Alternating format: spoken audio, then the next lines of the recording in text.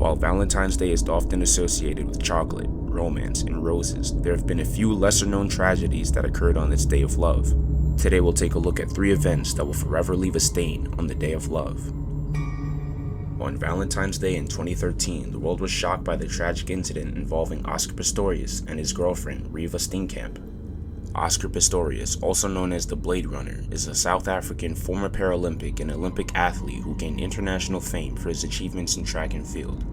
Oscar was born with fibular hemianelia, a congenital condition that resulted in the amputation of both of his lower legs when he was just 11 months old. The Blade Runner inspired people across the globe when he won multiple gold medals at the Paralympic Games, and he took it a step further when he competed against able-bodied athletes in events such as the 400 meter. But, despite overcoming his disability and capturing the hearts of millions across the globe, Oscar's life took a tragic turn when he was involved in the shooting death of his girlfriend Reeva. The trial sparked a lot of controversy due to the fact that Pistorius claimed that he thought his girlfriend was an intruder. However, the courtroom decided that the evidence at the crime scene did not match his story. The defense argued that Oscar honestly mistook his girlfriend for an intruder, but after a thorough and heartbreaking investigation, the judge ruled that Pistorius intentionally fired his gun into a closed bathroom door, knowing that someone was behind it. This monumental decision indicated that the court believed that he acted with the intention to kill, rather than accidentally or in self-defense as he had claimed. As of 2024, the now 37 Oscar Pistorius was recently released on parole 11 years after killing his girlfriend on that fateful Valentine's Day. Many believe that granting Pistorius parole is an egregious failure of the South African judicial system, and that this decision continues to promote gender-based violence against women. In Chicago on February 14, 1929, a brazen and violent gangland shooting shocked the nation. This was 1929, so the United States was in the middle of the Prohibition era, which, for those of you who don't know, was a nationwide ban on the sale and import of alcoholic beverages that lasted from 1920 to 1933.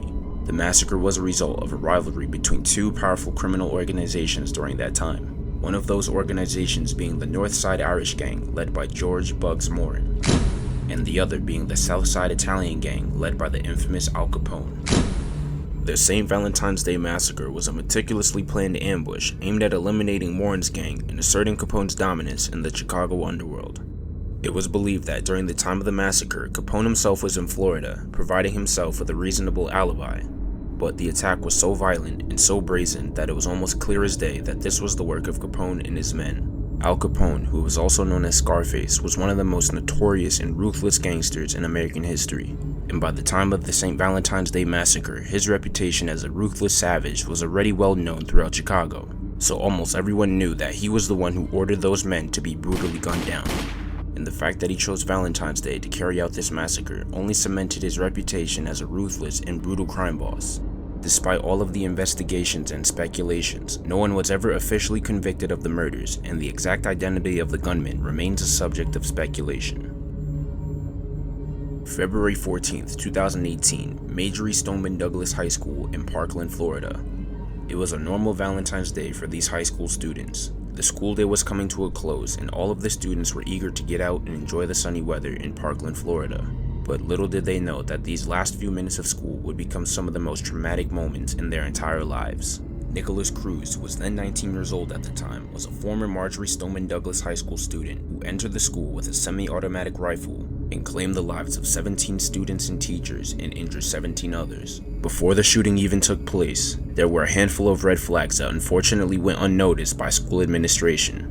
Before this incident took place, Cruz had been expelled from the school for a number of disciplinary reasons, and he even displayed some disturbing behavior on social media. One of those disturbing behaviors supposedly being a forewarning of what was to come.